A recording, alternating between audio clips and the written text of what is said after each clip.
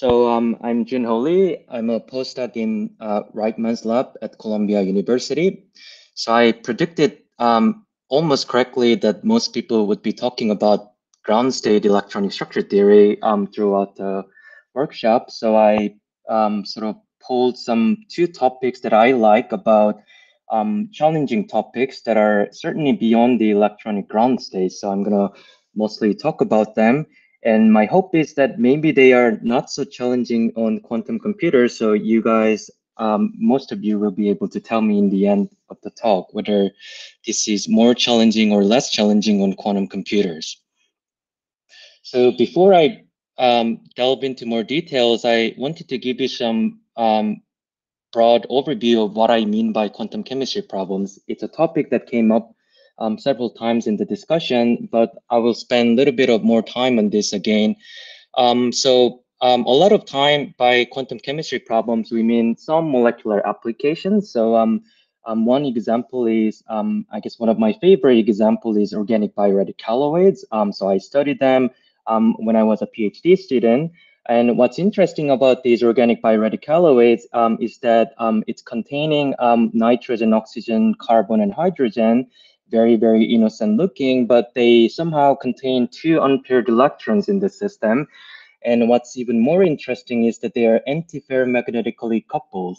So just the fact that they are bioreticaloids, it's difficult to characterize in experiments. So this is certainly an area that you would like to get some help from quantum chemistry calculations. So that's why I like these very much. Another more exotic example is studying single molecular magnet. So this is an example I studied myself. I have 9 chromium atoms, and each chromium atom has roughly 3 open shell electrons. And the known ground state of this molecule, which was experimentally well characterized, is S equals 3 halves. So out of these 27 open shell electrons, I guess roughly 24 electrons are very much strongly entangled, and they are antiferromagnetically coupled in the ground state. So studying the ground state of this molecule is certainly a challenge for traditional electronic structure theory. But then there are other more materials-focused applications. So one example I like a lot these days is about CO2 reduction. So this is a famous example studied by Norskop's group using, I guess, very well-defined density functional theory for this. So I have copper surface as a catalyst for CO2 dimer formation here. Depending on what direction you approach to the copper surface, 111 and 100, they denote the specific directions on the copper surface. You get different chemical rate and different reaction mechanisms. A barrier height change, and then also the product channel is different. So studying this is certainly of great interest in traditional quantum chemistry setup. And there is lead halide perovskites. I like these materials a lot. They are very promising in solar applications these days. And a little bit of complication is that these materials are known to have some kind of electron vibration coupling. They're very small, but they are not perturbative. So you have to really account for them properly beyond simple perturbation theory. And then there is a strong electron-electron correlation problem from the ab initio standpoint. So this is a cuprate full unicell that was experimentally also well characterized to some extent. So atom positions and etc. We all know them very well. So it's got lanthanide, oxygen, and copper atoms. So studying these just as a standard quantum chemistry problem would require treating the entire unicell. And we're certainly not, most of the time, not interested in studying model Hamiltonian. So these are really what I mean by quantum chemistry problems. So typical quantum chemistry approaches to this broad range of applications is all going back to solving this electronic Schrodinger's equation. So I'm gonna assert in the beginning, I guess I'm gonna, for at least for this slide, I'm gonna assume that there is no relativistic effect and there is no non-Born-Oppenheimer effects here.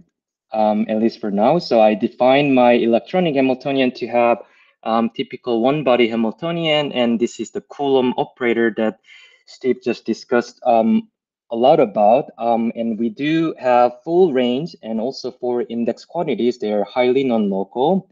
And then this one body is beyond nearest neighbor interaction. So everything is full range, and we don't really make any assumptions about this electronic Hamiltonian. And we are then interested in, most of the time, the ground state of this Hamiltonian.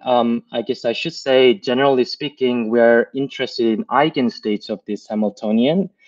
And this is quite nice. And the holy grail of quantum chemistry is really 1 kcal/mole. So I guess you guys probably know what's known as chemical accuracy. It really is accuracy for energy differences, not for the absolute energies, and between eigenstates of different chemical species. And I should also emphasize this is defined only in the basis set limit. So without reaching the basis set limit, quantum chemistry becomes a little fuzzy. But the important questions that I wanted to bring up today is, what about finite temperature effect? This is certainly going beyond computing only one single eigenstate. We're interested in an ensemble of eigenstates. And how about nuclei degrees of freedom? They are still actually there. It's included here and included through usual Gaussian basis sets. But by nuclei, I mean explicit coupling between vibration and electronic degrees of freedom. So I'm going to talk about these two topics today. So why finite temperature? A lot of times I see people talking about finite temperature problems, but mostly focused on materials perspective. So I'm going to give you some chemical perspective a bit. So one example is that certain chemical reactions can only happen at high temperatures. So this is an example quite well known. I have a gold nanoparticle here, and H2 comes in. H2 normally doesn't do anything until we create hot electrons on the surface of this gold nanoparticle. And only then these electrons get transferred to H2, and then we see a dissociation of H2. So this particular dissociation does not happen without these hot electrons.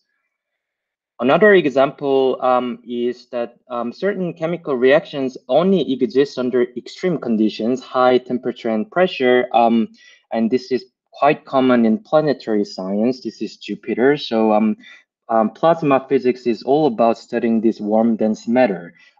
So this is the focus of today's talk. So a canonical model for T greater than 0. So I'm going to introduce a specific model now. But talking about finite temperature effects without nuclei does not even make sense. At least to me, it doesn't really make sense. So let's actually get rid of nuclei for now and simulate what's left. And this gives us the uniform electron gas model, where we have explicit electrons with a gallium background. And this is a quite famous plot in our field. This really shows the applicability of different state-of-the-art methods. So these are all the acronyms that are here. So this plot is really that the y-axis is reduced temperature. It's in the unit of Fermi temperature of the uniform electron gas model. And x-axis is the Wegener-Seitz radius. So what it does is really specifies the electronic density within the unit cell. So this 0.1 here, it's considered higher density in the warm dense matter community. And we consider up to, I guess, 10, RS equals 10. That would be actually quite lower density in this community. So state-of-the-art methods are mostly unbiased QMC methods. So none of these are really biased approaches. So they obtain exact answers. And complete basis set limit and thermodynamic limits are required. So that's mainly why we see a lot of stochastic methods and not many deterministic methods used for this particular application. The goal is to generate exact exchange correlation functionals just for the uniform electron gas, so that we can make an LDA functional for finite temperature problems. And you probably realize that there is an empty region here, and that is mainly because all these quantum Monte Carlo methods suffer from the sign problem, and thereby they can't really produce nice unbiased results in this particular region anymore.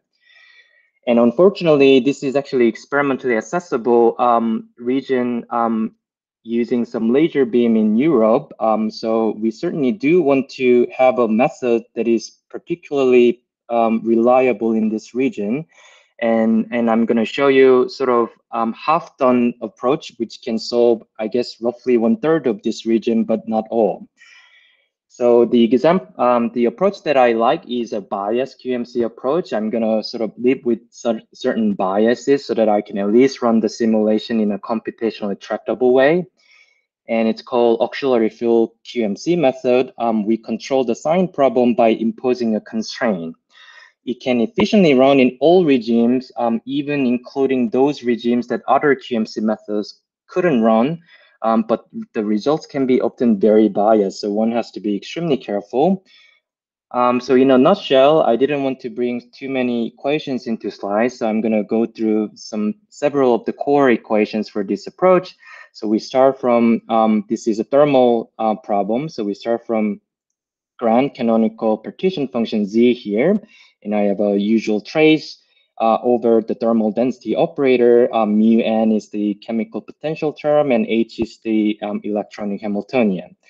And then I trotterize it, and then the key step in AFQMC is to introduce this auxiliary field integral over X. So X is the auxiliary field, and this many-body density operator on the left-hand side is exactly mapped onto an integral over one-body operator B that is coupled to auxiliary fields X. So this is an exact mathematical identity. And I can apply this to every single term here in the trotterized form. And in the end, I get a gigantic integral in auxiliary fields. And I can actually, using some analytic tools, I can show that this trace over one body operator can be mapped exactly onto determinant of a single particle matrices. So these are one body operators expressed in the single particle basis. So very, very small, tiny matrix problem. So it's a Monte Carlo approach, and we have a gigantic integral to do. So it's sensible to use some walkers to sample individual integrand. And so each walker is then gets assigned to specific contribution of A, so AX1, AX2, and AX3. But if we do naively just up to this point, we run into the sign problem. So Shiwei Zhang in 1999 had a protocol to actually remove those walkers that violate certain constraint condition that is preset. It introduces some bias, but most importantly, it somehow controls the sign problem completely so that we can actually run large calculation efficiently, even with the presence of the sign problem. So that's what we're going to be doing. And this is what's called, usually called phases AFQMC or constraint path AFQMCs, simply to denote that we are doing some biased AFQMC simulation. So even with biases, AFQMC is actually often accurate, but the question is it actually accurate for the UEG model t greater than 0? And this is the problem that I looked at recently with my collaborators at the Livermore lab. So we're gonna look at plots like this. So y-axis is some scaled energy, internal energy exchange correlation bits. So this is just the thermal average of the Hamiltonian multiplied by the Wigner-Seitz radius RS. And then x-axis is the Wigner-Seitz radius. And we're going to look at two different low temperatures that other QMC methods can't really do very well.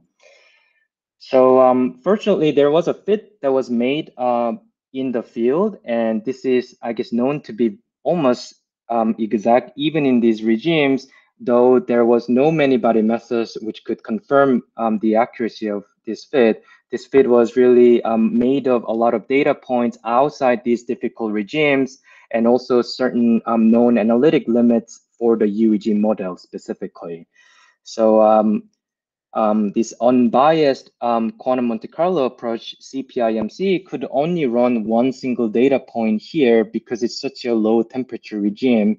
So that really agrees well with the fit. And there is a biased QMC approach that was quite popular. It uses a constraint specifically called fixed node approximation. So this restricted path integral Monte Carlo, RPIMC, actually behaves very, very suspiciously. Suspicious in the sense that it deviates a lot from the fit. And in the field, other people actually checked whether they deviate a lot at higher temperature too. And now it is well known that RPIMC deviates for small RS values, for instance, RS equals 1. So it's probably RPIMC behaving quite erratically. And we ran AFQMC on the same exact problem, and we get beautiful agreement between the fit and our result. We could only run up to RS equals 2. Larger than RS equals 2, we also, we don't really still run into the big sign problem issue, but then we run into other issues like energies are still noisier than smaller RS values. So computational wise, it is more expensive to run larger RS values. So we had to stop here, and also our bias actually becomes much larger beyond RS equals 2. So this was pretty much all we could do as well. Just to go back to the applicability plot I showed you in the beginning, well, we had these many unbiased QMC methods, and RPIMC, which was a biased approach which could run in all these regimes, but it was simply not accurate in any of these warm-dense regimes. So with AFQMC, I can comfortably say that we can do any temperature in this plot below RS equals 2 in a very reliable way, meaning that we would probably be getting nearly exact answer like we did here. But then there is some room left for other people, including quantum computing community, can think about simulating this particular regime, because this is still an open challenge in the warm dense matter field, and also experimentally quite interesting regime as well. So with that, this is all I had for the finite temperature part of the talk. So I'm going to now switch gears to talk about nuclei a bit. So nuclei exist in reality. It certainly didn't exist in the Jellium model in an explicit way, but we're going to now put back the nuclei in. As far as I can tell, I think nuclear degrees of freedom manifest through bivibrations coupled to electrons in many materials. And they determine properties of materials such as carrier mobility, band gap renormalization, and temperature dependence of that band gap. So one example of this is the one that I brought up in the intro, lead halide perovskites, and it's a solar material. So we are very much interested in computing mobility of carriers, but doing that already requires some treatment for electron vibration correlation. Another example is this pentasyn crystal, which is a singlet fission material. This also was found to have some vibration electron coupling that needs to be accounted beyond simple perturbation theory to compute interesting properties like mobility. And I'm a theorist. I would like to actually do all these nice materials in a completely ab initio approach, but it is actually computationally quite difficult as soon as you involve vibrations together with electrons. So I'm going to map these problems onto a phenomenological model problem, namely the Hubbard-Holstein model here. It is better suited for molecular crystal examples like this than for this, because in molecular crystals, electrons are really well localized. Carriers are as well. So for each pentasyn molecule, I can sort of make them as a site in the Hubbard-Holstein model. So each site, I can have electrons occupying up to 2, and it contains the Hubbard model, as the name suggests. So I have an on-site repulsion U term, and then I have an electron hopping term characterized by -T. And then at each side, I have a harmonic spring coupled to that side, whose coupling strength is characterized by dimensionless electron phonon coupling lambda here. And each spring has its own frequency, but only one frequency for this model, omega. So this total Hamiltonian has electronic Hamiltonian, and then pure vibration Hamiltonian with We're at frequency 20 omega. minutes. Okay. And electron vibration coupling characterized by lambda. So we do have explicitly quantum nuclei present in this model Hamiltonian. So how do we solve this? Well, electron-electron interaction alone makes this problem very difficult. We certainly do know this from the Hubbard model. Electron vibration interaction, it's gonna make it only more complicated to solve this problem. And my favorite bias approach, which we just discussed, is A of QMC. But I'm gonna tell you a bit about this in a nutshell again at zero temperature with both electron and vibration degrees of freedom.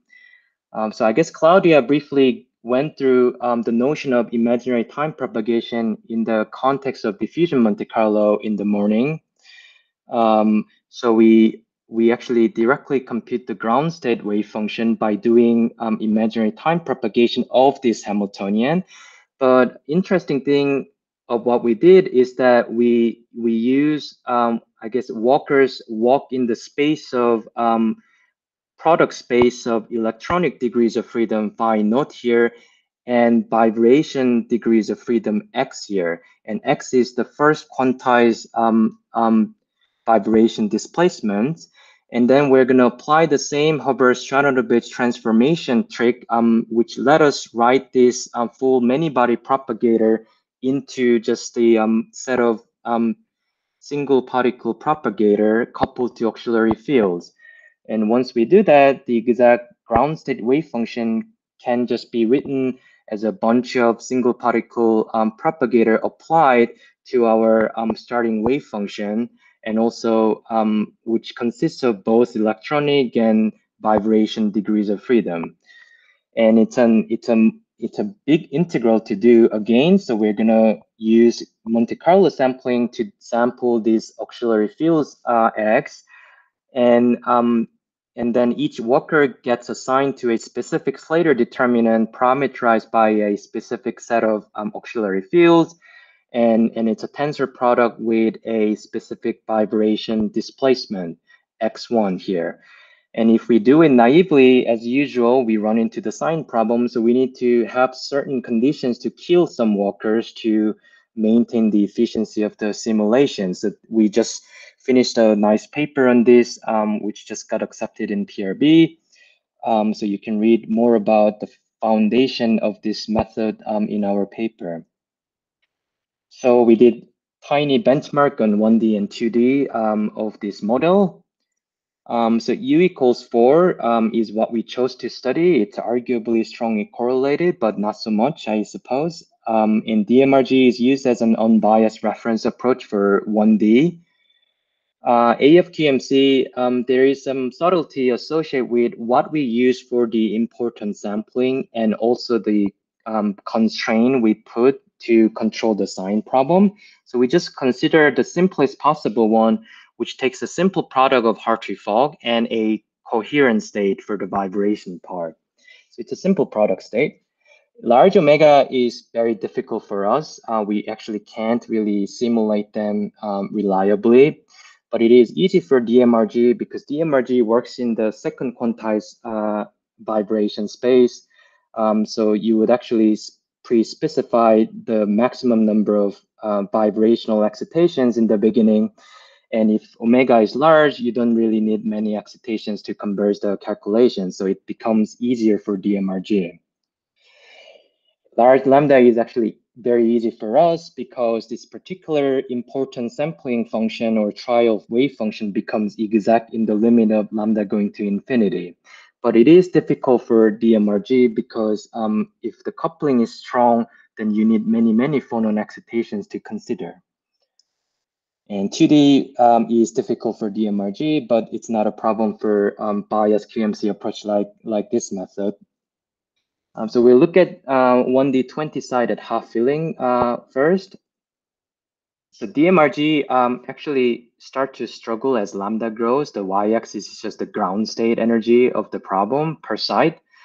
So DMRG, I couldn't run it beyond lambda equals 2, but certainly with more computational power and time, you could probably run all the way. But for the points we could run DMRG on, AFQMC seems to agree very well.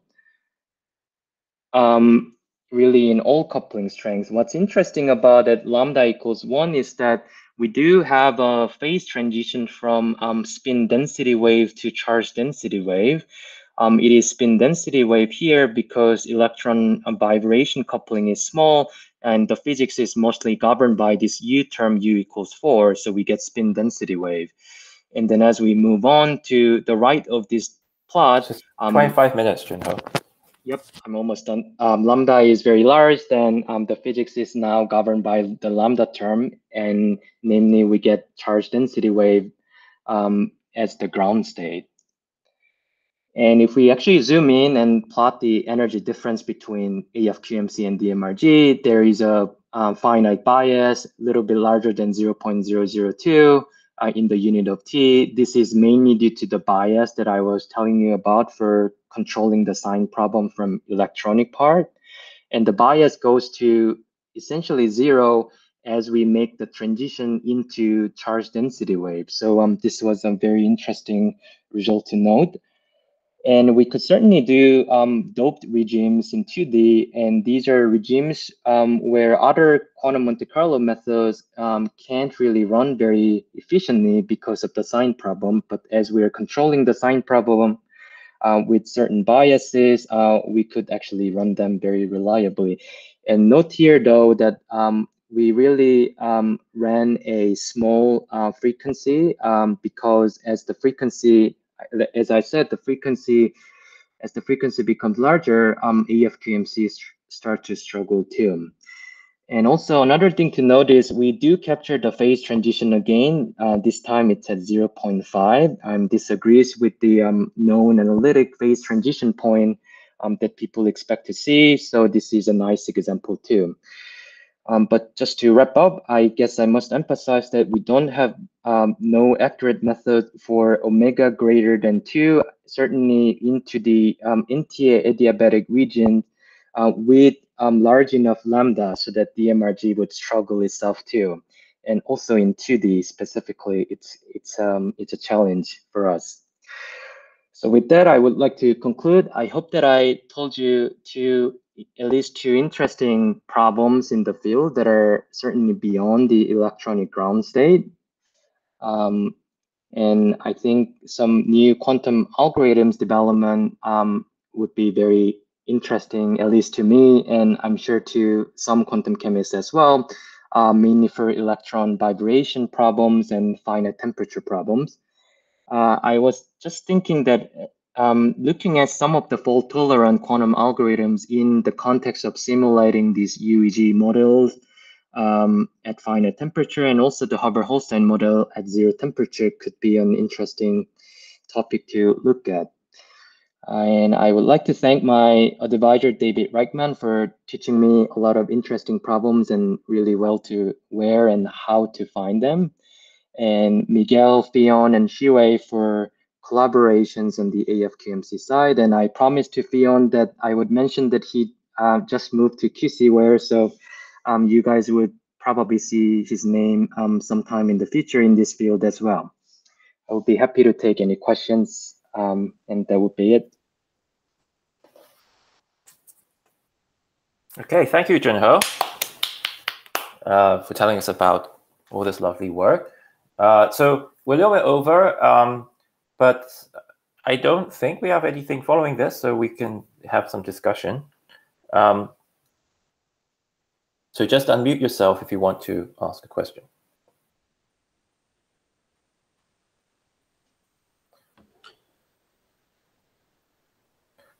So I guess, oh, go ahead. Sorry, I was going to say Pierre-Luc had a question in the Slack, which was asking how the plot that Joonho gave of like the diagram of which Monte Carlo methods work, how that plot would change as a function of external magnetic field.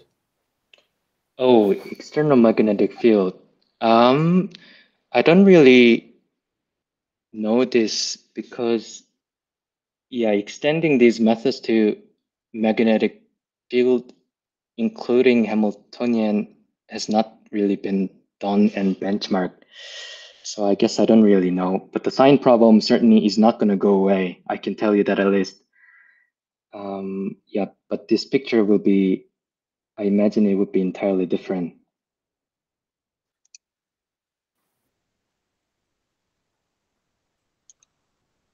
I had a So, question Bill, about go ahead. oh, sorry. No, Bill, go ahead. About the warm dense matter. You mentioned these experimental kind of questions that dealing with like these situations with lasers.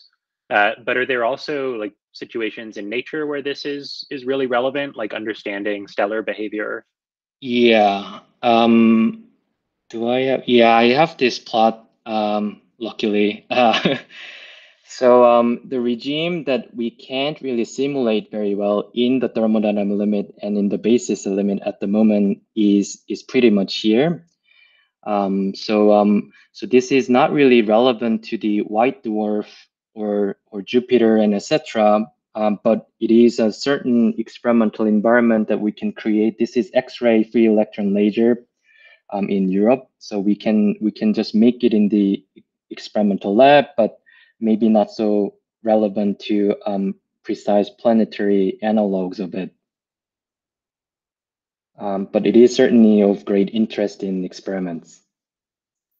This region particularly. Yep. The universe is a big place, so there may be somewhere which is in that regime.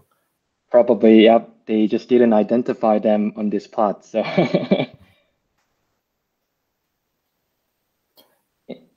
I guess I have a quick question. So in the electron-phonon coupling, what was the choice of mean field state? Because Hartree fog is, of course, not a unique definition across this parameter regimes. Yeah, we used spin-unrestricted Hartree fog for because it's U equals 4, so restricted Hartree fog sort of becomes very inaccurate, especially when it's used to impose the constraint for AFQMC. But then the bare interaction strength U being 4 for Hartree fog is also very wrong. So we had to sort of reduce the interaction strength of U to be, I think for this we did 2, if I remember it correctly. Yep, so we artificially reduced the strength so that we get pretty good AFQMC result. But I have to emphasize perhaps that for this half-filling case specifically is actually known to be sign problem free. We just didn't do it that way. For this one, we did the same spin-on restricted Hartree fog calculation that way, but in principle, we could actually compute that strength, electron strength U parameter from self-consistent calculation, you can imagine. I guess you are also asking if I guess I'm curious, at some point, within a sufficiently strong electron-phonon coupling, you might expect to transition to a superconducting state. So then, so that would imply a different reference, most likely. Exactly. Yep. So for this, we mainly just did this product state that I mentioned. We did variational optimization of it. But then the tricky part is really that below lambda equals 1, it turned out spin density wave order gives us lower AFQMC energy. And then charge density wave solution, namely RHF solution, gives us lower energy after the transition. So we do actually have 2 curves depending on what trial wave functions we use. But I'm plotting just the lowest possible AFQMC energies we could find. Okay. Yep. So I will hand it. So I think we're at time. So Tom, since you're on the call, I'll hand the meeting back to you. All right, thanks Garnet, and thanks Joonho for the talk. I had one little question, maybe a generic one, which is, I personally dismiss, well, I have a tendency to dismiss anything involving a statistical ensemble as being not a good target for a quantum computer because the distribution you're targeting here is classical. But you've got a, so you're suggesting that finite temperature here is something where you might think that there would be a quantum advantage, even though the, even with a classical distribution. Well, I mean, these warm dense regimes are interesting because they are not so classical. I don't really know what you mean by classical distribution, but I guess I kind of mean, well, I guess I kind of mean that, like the usually I'm thinking, I take a bunch of states and I just put a thermal distribution on top of it. And for me, the difficulty is in finding the states. And if I have a thermal distribution, I kind of, assume that this tends to wash things out and make things more classical. But I guess then you're saying the problem is in finding effectively there's excited states here that are difficult to describe, and that's where the problem comes in.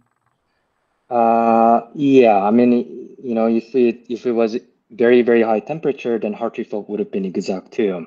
But this warm dense, this specific region that no methods can currently simulate very well is really that the temperature is low enough and the density is also low enough that it creates sign problems for every QMC method that I'm aware of. So, and this difficulty should manifest in some other ways for other methods too. So I think that the problem is just generically difficult for many methods. So that's why I think it would be an interesting problem to look at for quantum computing people. Okay, thanks. It's a take I hadn't heard before. Thank you.